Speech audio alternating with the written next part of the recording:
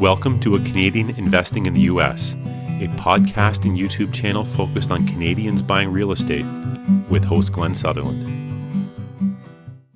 Welcome to a new episode of A Canadian Investing in the U.S. with Glen Sutherland. This week, my repeat guest is Chris Micucci. Chris, do you want to just start off by letting everybody know who you are? Sure. So thanks, Glenn. So my name's Chris Micucci. So I was a student of Glenn's a little over 4 years ago. Started investing at that point, then got my Canadian mortgage license, and then ended up starting in the U.S. and started doing loans in the U.S. So I've been doing that for about a year and a half now. So with my, experience in investing and now this, I figured it kind of came together as one. And then also a college professor. So I try to teach my clients as I go along as, they're learning how the U.S. lending works, because it is quite different than what we're used to in Canada. Yeah. And it's one of those things, just if you don't have a mortgage broker or mortgage professional in your corner, I do recommend Chris. He's on my list of recommended lenders, and it's one of those things. There is a lot of scams out there, like a lot of people pretending to be lenders, because it's a great way to collect everyone's information. If you want social insurance numbers, security numbers, addresses, trying to figure out, mother's maiden names, everything else. It's a lot of times it's a good idea to go with someone who's trusted before you go, because I haven't been scammed, but I've been contacted by a lot of them, and some of them look really real. Anyway, we're going down a completely different rabbit hole that we're planning on going down today. But reach out to Chris. We'll talk about his information later on. But anyway, one of the reasons I really wanted Chris on here is there's a lot of misconceptions about doing mortgages in the U.S., mortgages in Canada. I think. What are some of the differences that maybe we'll start with one at a time. What is a difference that Canadian investors who are investing in their first U.S. property are going to be shocked by? So the first thing is that there is, in Canada, you qualify. That's, we look at your income, your assets, everything about you. You, Glenn, is qualifying for the house. Where the U.S., we don't care about Glenn. Does 123 Main Street make money for the bank or for you to pay for the loan? Perfect. It qualifies. So that is the biggest difference, is that I'm not going to look at your bank statements. I don't need letters of where money came from your parents that gifted money. So it is just, let's see what this house, the rent is. Does it cover mortgage, taxes, and insurance? And it's called HOA fees, but we're used to hearing condo fees. But if it covers that, it qualifies for the house. So that is by far the biggest difference. So if you're like a Canadian who's looking to invest in the U.S., you have a high income, it doesn't help you at all?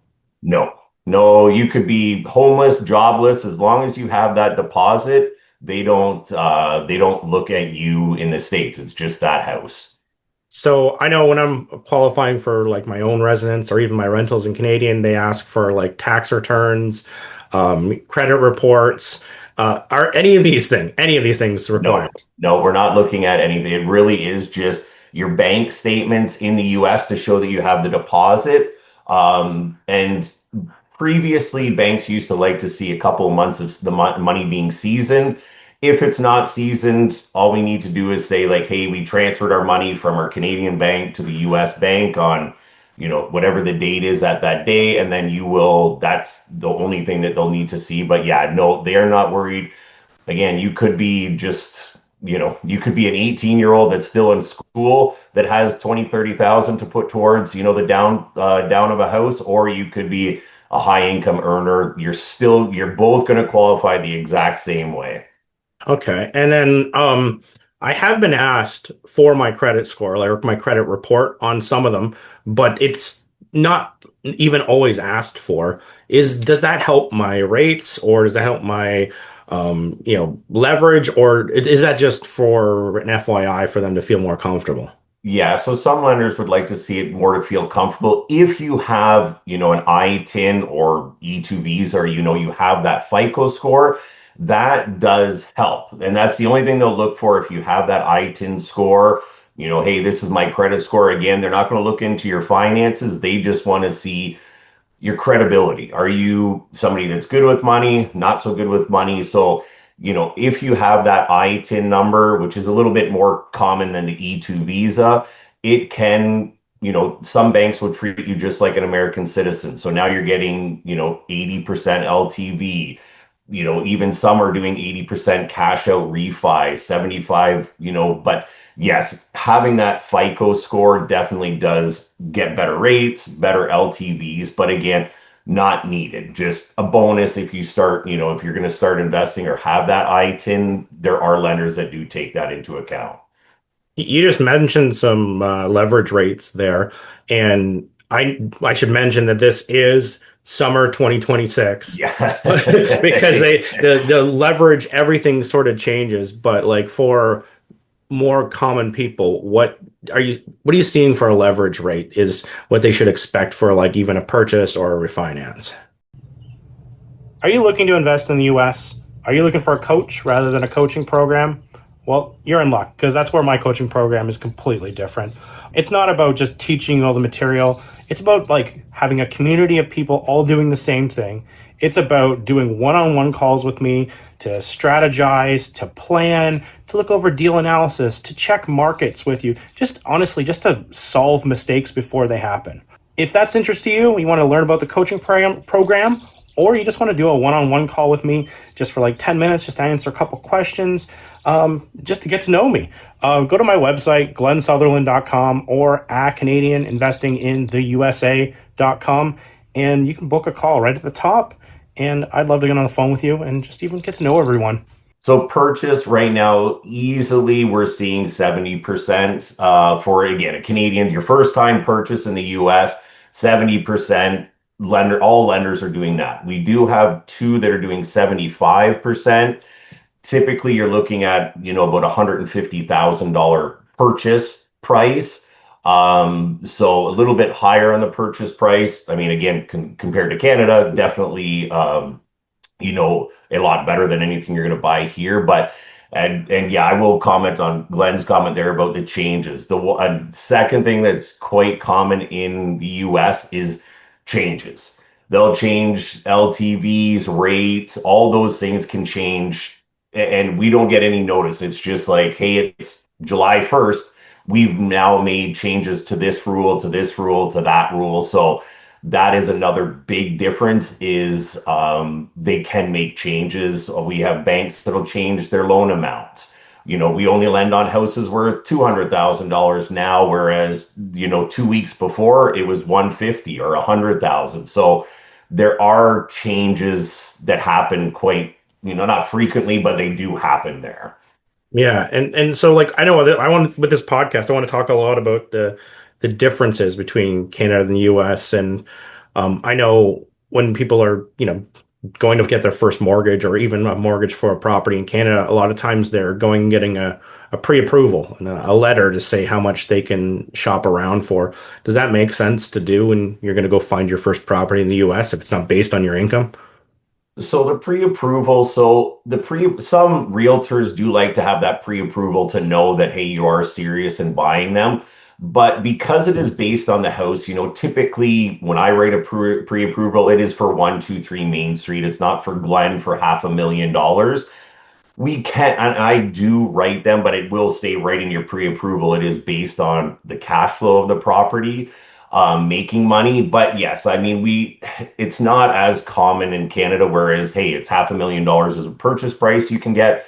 Whereas in the States, $100,000 property may not qualify for a loan, where a $1.2 million property could qualify. So it is, again, you're in Canada qualifying, we're in the States. If that $1.2 million property is making money, you'll get approved. If that $100,000 property isn't making money, it won't get approved. So again, very different than what we see here. Yeah, and I also have seen that it's easier to get a larger amount and harder to get a very small amount. Yes, yes. The lenders, again, imagine $100,000, loan is not, lucrative for, any kind of bank in the States. They're looking to be making those $500,000, $1 million as it goes. Like Glenn said, you get better rates. they like those loans better as opposed to the Canadians, or sorry, the smaller loan amounts. Banks are slowly getting away from it just because they want to see you're investing more in buying nicer properties, because again, the banks aren't in the business of owning properties, but if they get stuck with a property, they want something nice. They don't want the, 110,000 property that they're not going to be able to get rid of very easily. Yeah, and probably if they're getting it back, it's not in perfect condition. Yeah, exactly, right? Yeah, because on that $110,000 property, if you've got to replace windows, fix a roof, you're going to put $30,000 into a $110,000 property just to make 110,000. So again, there's not that spread. For us buying rental properties, it's great, but for a bank that's stuck with a property, it's not great. Yeah, that makes a lot of sense. And then like I've found even just talking to Canadians over these years, it's just the way fees and stuff are set up is a big sticker shock. Because a lot of times when you're closing a property in Canada, your biggest fee could be your lawyer, right, to do this. Whereas in the US, there's a lot of other things that, like, I'm not sure exactly how it works for a Canadian mortgage side, but you just don't see the fees the same way as you do in the US. If you're a Canadian interested in US real estate, there's a 60-second quiz that will tell you the safest strategy based on your specific situation. Because here's the thing, there isn't one way to invest in the US as a Canadian. The right move depends on your budget, your risk tolerance, and what you actually want to get out of this. Most Canadians I talk to are stuck in the same spot. They know the US opportunity is real, they've done some research, but they're sitting on cash because they don't want to guess their way through setting up corporate structures, cross-border taxes, and picking the wrong market for the first deal. The mistake isn't lack of information, it's that generic US investing advice doesn't account for your situation as a Canadian. It doesn't account for your capital, your timeline, and your appetite to be hands-off or hands-on. So we built a 60-second quiz that gives you a personalized answer. Which US investment strategy fits you right, whether you're actually ready to buy or what to fix first, and the smartest next step based on where you're at. It's free, it takes about a minute, and you'll get a customized game plan at the end. And it's not a generic PDF. Go to CanadianInvestingInTheUSA.com/quiz. It's also linked in the show notes. Take the quiz, get your game plan, stop guessing. You don't need to figure this out alone. You just need to know what your next move is. Yeah, so in Canada, you are paying the same fees that they, maybe not exactly the same as the US, but they hide them into the loan themselves. So they are there. We just don't see them. If you read all the paperwork, there are fees because it is, the bank has their lawyers check over your files and everything. So there is a lot of work on that end, but in the US, you pay for those fees. So you will see, like Glenn said, the lawyer in the US, they use title companies. Some states do use lawyers, but a lot are title companies doing the same thing as a Canadian lawyer, but you pay for that. And they range. It's not like, another thing I would say in the US that's different is ranges in those fees. In Canada, again, there are some fluctuations, but lawyers are pretty similar across the board because they want your business. So they all kind of stay around the same. Where the States, I've seen titles for closing charge, $1,500, $2,000 to as high as $6,500. Realistically, pretty well the exact same. Some counties have slightly different things, but it gets expensive with that. So one thing, when you're reaching out to a title company, get those numbers. So so it's not a shock because me as the broker, I don't even know the title company's fees till really almost at closing because they don't share that information. So to get that information, whether it's me or any other broker that you're using, get those fees up front because it is a sticker shock, because it is a couple of thousand for underwriting. Your appraisal, single families, I'm seeing around $650 to $750 in most states. The lender fees themselves. So it can be anywhere, 2 to 3% of the loan amount. So again, there's another fee on top of it. So those fees add up. And then one other thing that they do in the States, which is very not common here, you put money in escrow for taxes and insurance. So can be anywhere from 3 to 6 to 12 months. And what it is they basically, whatever, make the numbers even, they'll collect an extra $1,000, put it in escrow, because you have a 30-year mortgage in the state. So again, another difference, we amortize every 5 years. There, your 30-year mortgage is 30 years. Well, as we know, taxes, insurance are going to go up, down through those 30 years.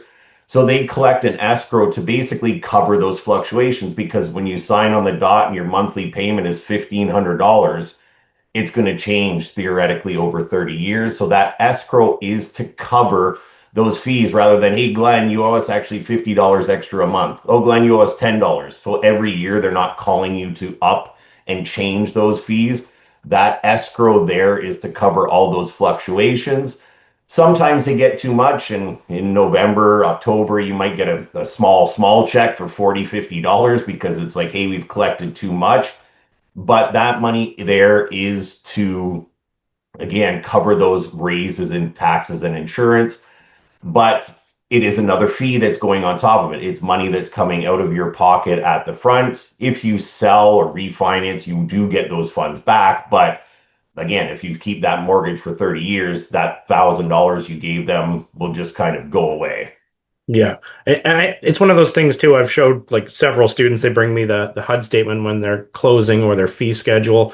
And they're always like, look how much I'm paying. And I'm like, I like to go through it. And some of those things, that's a prepayment, the way I look at that, right? Yeah. So it's not like a fee, it's money that's gone. Like if you're paying, a lender for just setting up the loan, for instance, like a loan origination fee or something like that.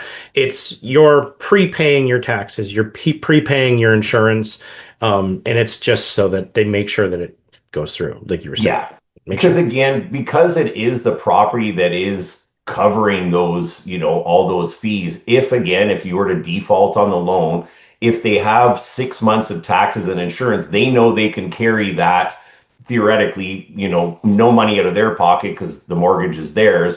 They can carry it for 6 months before it needs to sell, before money's coming out of their pocket. So again, they're also looking out for themselves to make sure that, hey, if Glenn defaults, we're good for 6 months before we're starting to pay something out of pocket on that. But yes, it is still your money. It's just put aside. So like I said, you don't get a call every year and say, hey, insurance went up $12 a month and taxes went up $50 a month. You need to give us that money. Our contracts need to change. What you signed is a 30-year mortgage.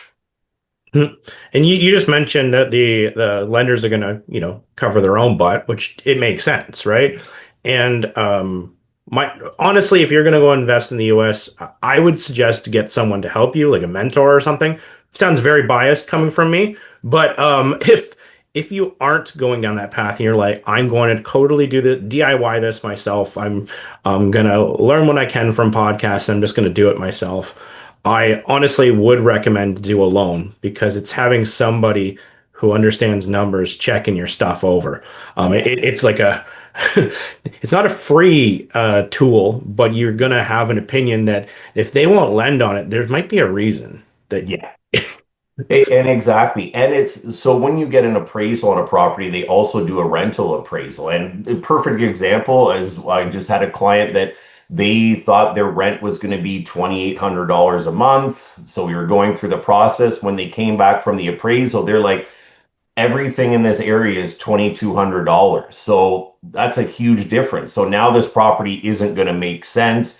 It's a $600 less cash flow is a significant amount, even if it was $2,700, but $600. So doing that appraisal there saved this person from buying a property. Had they just gone in and bought cash, they would have found out after the fact that they're losing $600 of what they thought we were getting a month. So like Glenn said, those steps are there to protect you, because as much as it's protecting you, the bank's protecting themselves, but you're that client that they're protecting themselves first. So all those things, the bank wants to make sure this makes sense before they're going to give you any money. So if it goes through, the bank feels that, hey, this is a, winning property.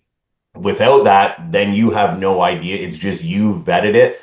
And if you're doing it from long distance, I've seen those people that have bought cash, things do not go as well as they hoped, because, there's structural issues. There's some issues that you didn't see, but now the bank is looking out for themselves, which benefits you only. Yeah, do as because well. they're going to do the inspection. Well, they probably won't require you to do inspections, but they'll have an appraisal which will show major defects. They may Yeah. not show like the detailed ones that a home inspection would. Anyway, going down a totally different path. Yeah. Well, before we started recording this, we were just sitting here chit chatting, and you were talking about when you're getting close to closing a property, and there's several things that a client just waits too long to get set up for. Yeah. You want to list a few things that it'd be nice if they had this ready ahead of time so it wouldn't delay a closing. Yeah. First thing, send your Canadian money to your US bank. Almost not, it doesn't have to be immediately, but if once you've got, if you're doing an inspection yourself, because banks don't require the inspection, but if the house passes your inspection, start sending the money over. I know, myself included, you start with a HELOC, a lot of people, so there is that interest. But the problem is if you wait, and Glenn, I've had clients of Glenn's, myself, I see money get stuck because, Canadian banks, the US banks, they're like, where is this, whatever, 150 US dollars coming from? They'll stop it, they hold it, might be quick, but it can be 2 weeks before they release it. Then they're going to send it back to Canada. Then it may take a few days for it to clear in Canada. Then you've got to resend it back to the States. Hopefully this time it goes through. And usually it does the second time. But if you've waited to the last week, the last minute, that's could be 2, 3, 4 weeks before the money gets there. If the seller, which usually they don't walk away because they're at that close, at the finish line rather. But if they do, your EMD is gone. So you could lose 1,000, 5,000, 10,000, whatever it is. That's going to be substantially more than the 2 weeks of HELOC interest that you've paid. So that is one of the most common things I see is people leave it to the last minute and money doesn't go quite as quickly across. I know if you've got RBC, BMO, some of the US ones, you can flip it over fairly quick. But again, it just can be a hiccup that you don't want to incur because it can delay things. Yeah, no, I've seen that before, and you've talked about the Federal Reserve audits. That's what you're touching on. Like I had a student who was doing the loan with you, and that's what happened. The money was sent, and it just didn't show up on the other end. And what we found out was it was being audited, Yeah. and all we had to do was send the paperwork in. But you're also talking to a government agency that now has to release the money again, so they just need time to go through with the paperwork and review it. And like you said, it was at least a week of just held money that gets it, and it's happened several times. And there's lots of tricks around it so that you avoid that, because it's not that it's more that you're sending it incorrectly, or something that's going to raise a flag for them. Sometimes it's the value, sometimes it's who you're sending it to, and more commonly it's the amounts and the combination who you're sending it to. So there's ways to do this right, so you're going to avoid this, and it's a common newbie mistake that does show up, and we've dealt with that. Yeah. So last minute sort of stuff, they don't have that set up. I remember you're talking about corporate structure too. Sometimes they don't have their corporate structure set up last minute right before the closing. Yeah, so the entity structure, again, that's something I would start early because really the most important part of the entity structure, I know can be set up very quick. You need that EIN number because that gets you your bank account. That gets them so they can see, you can invest in the US, buy properties in the US. Sometimes the EIN, and I've seen customers get in 2, 3 weeks, but I've seen, March, April, IRS is busy with taxes. I've seen it take, 6 weeks there. So that is something I would, if you're looking at properties, make sure you at least started that EIN process so you have it ready to go. You can have your operating agreements, everything like that ready to go so we can start the process. But that EIN is your ticket to the bank actually allowing to get to, final clearing, so clear to close. Without that, they're not really even going to take that step. So yeah, the entity structure, that EIN is very important to start, right away. Or sometimes they want to have someone who's like a professional company set it up. And whenever they start talking to them, they realize that they have other assets they need to protect, and they don't want to do a simple structure because they need to make sure that the liability of whatever they're purchasing couldn't possibly trail back to whatever they have, or they're trying to set it up to avoid a tax situation where they're going to be pulling a whole lot of taxes into their personal income. And then now they realize that they need a little bit more of a complex structure. And the way these structures, not to get into a structure thing, but you got to set up the first one and it has to be fully set up with EIN numbers before you can set up the second one. Yeah. And that's the hang up. A lot of times they can set up these corporations very fast, but the IRS is who issues the EIN numbers, and those can take a little while to come out. Sometimes they're fast and they're 3 days, and sometimes they're slow and it's a month. Yeah. Or more. Like it depends on the season, what's happened politically. Like it's, if are they getting paid? Like that was the situation for a little bit a year ago. Exactly. Yeah, exactly. And that is it. And then, not to get too much into the corporate structure, one thing I will comment on that I'm seeing more often than not that the lenders are turning down, you cannot have at the top of your structure, I shouldn't say cannot. 99% of the lenders now are not liking a Canadian Inc.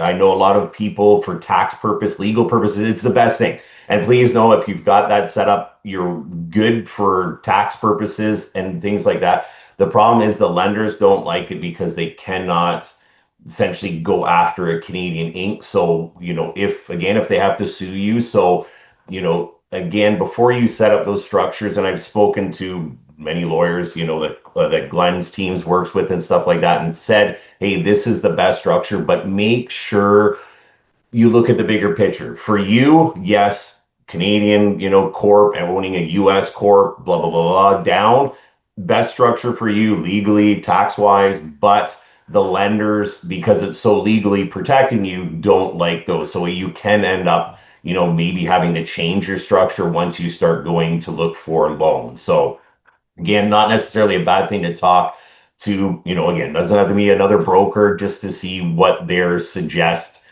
So you don't end up going through and spending all this money and going for a loan and they're like, we can't do this. Now you've got to change your whole structure. Yeah.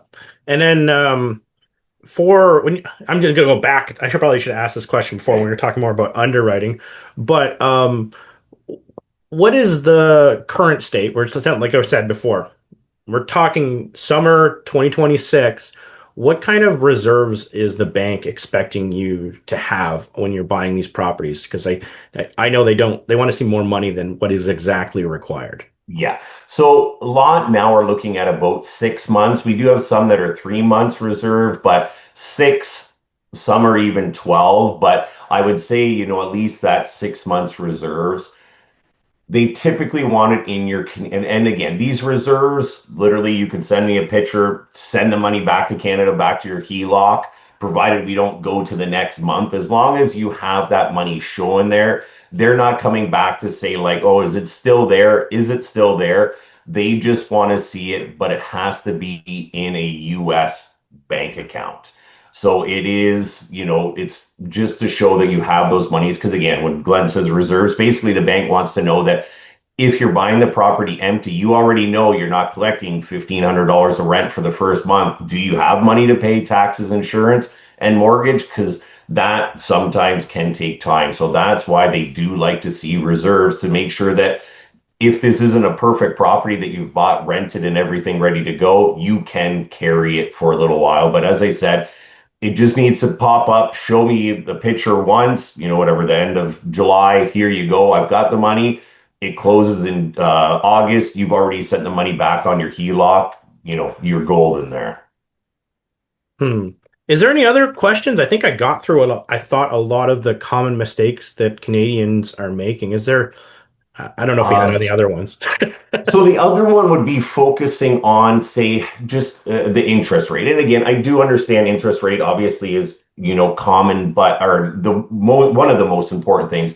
But you also have to look, because as Glen already mentioned, there's fees in the States.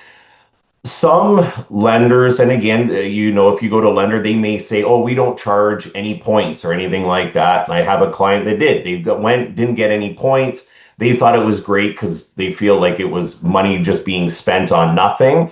But their interest rate was slightly over 9%, where the bank that I was working with was going to be 7%, but they were charging 1 point.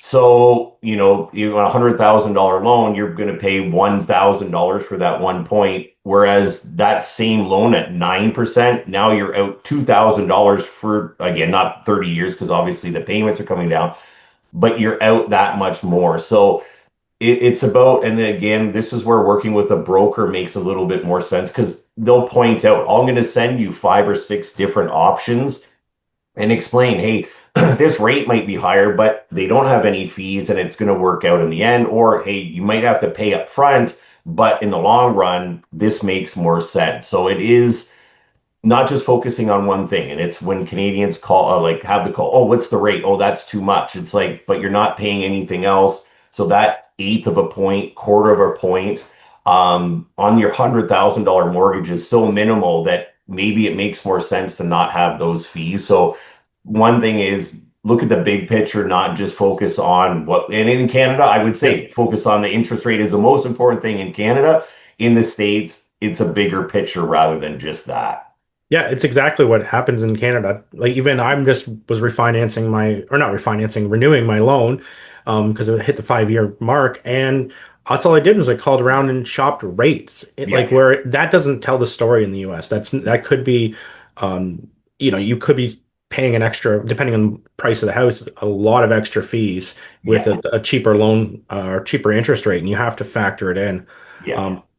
For everyone who's in my course has seen my break-even calculator, but that's what I want to do when you're comparing loans. It's not about just the interest rates, but figuring out if you're going to pay like a buy-down rate or loan origination fees, how long you're holding this property and what's the break-even. Like, so the break-even for those loans based on paying a little bit higher interest but lower fees is 2 years versus one that's going to be where does it break even? Because it's going to be every 2 graphs, they cross each other. There's a spot where it makes sense. And as long as you're holding it for a longer period, then it makes, and sometimes that break even is 3 years. Sometimes it's 5, and it depends how long you're trying. Anyway, I'm going on another rant, but it's something to think about. And it's not as clean as just picking the interest rates like they do in Canada.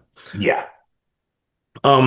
This popped in my head. Another problem that I see, and maybe I'll try to phrase this as a question, but people go around and they shop loans. They get like interest rates and the fees, and people who are doing it right, and they've collected all this stuff from a bunch of lenders, and then they decide that that's just the gospel. And we were just talking about how they change over time, but also I'm seeing that they shop and they get like a refinance rate from somebody, and they get a rate for a new construction on another property, and they get another rate for a purchase loan on another property, and they get another quote for doing a fix and flip loan, and then they try to compare them apple to apple when they're not. Yes. Yeah. And that is definitely, some people do. Yeah. It's about getting the same quote from everything and making sure, and again, there's, as Glenn said on his site, he has other lenders, and lenders, if you're going to go with an American, broker, make sure they work with Canadians, which again, I know Glenn recommends some that do. You want to make sure that they know it, because a lot will promise you the world. I get some that say, oh, this guy, he's promising me 6%, but you're a Canadian and it's going to end. And then 2 months later, they come back and it's like, oh, he didn't realize I was a Canadian. So make sure that you're getting the same product, and make sure they understand, because it is more common. Canadian brokers, we know what have seen, but the US ones will promise you and think you're going to get the exact same numbers because they'll run you like an American. That can change. So just make sure that you're working with somebody that consistently does it. It's the same, your accountant that you're doing. Make it not the I file one US, a year.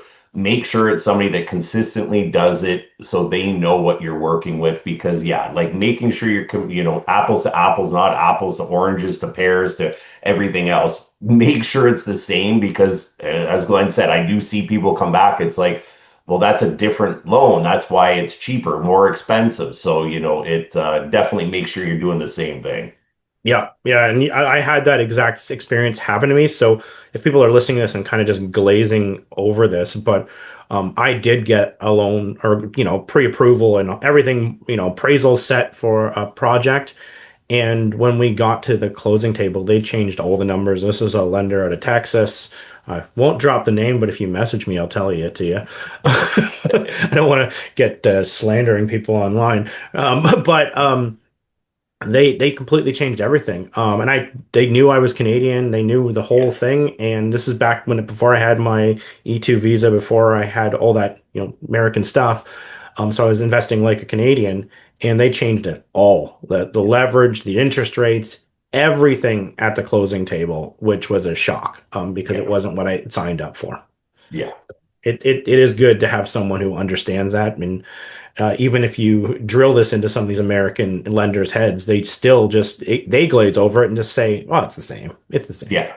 until it gets through underwriting, and Yeah. and you're And that's 100% it. It's when underwriting will catch it, which is at the end, which is usually they don't do that till a week or so before closing. So at that point, you might be stuck, because if that seller is going to walk away and then expect you to have that EMD money, you lose it. And that's where some of the lenders are banking on the fact that, hey, you're stuck. Now you need to bring more money to the table. The interest rate is worse. So it is, and again, you can Google, you can find lenders that work with Canadians, but make sure you're working with somebody that's experienced with us, because it's very different. Same thing as Canadian. Getting a mortgage as a Canadian in Canada is very different than somebody out of Canada. So just make sure that you're working with somebody that knows what we have to deal with. Yeah, love it. Chris, I'll put your contact information in the show notes. I'll if you, also you can find him on my website, glensutherland.com/lenders. And Chris, I don't know if I want to even offer the services, but he will answer questions. He's one of those guys that is like great for that sort of thing. But it's not him saying this, but I'm like, do respect people's time. Like, he's working for free at that point. So, but yeah, he is a wealth of knowledge, and reach out to him, and see if that property you're looking at buying will work. Anything you want to add to that, Chris? No, that's perfect. And yeah, like Glenn said, I mean, reach out. I mean, again, after going through Glenn's course and being a teacher myself, I'm happy to help to make those connections, because, sometimes I'd rather see you succeed, whether you will go with the loan with me or not. At least I'd rather see you, in the end, maybe you'll come back to me after that. But yes, please reach out if you have any questions. Awesome. Thanks, Chris. Perfect. Thanks, Glenn. That was a nice video. Bye.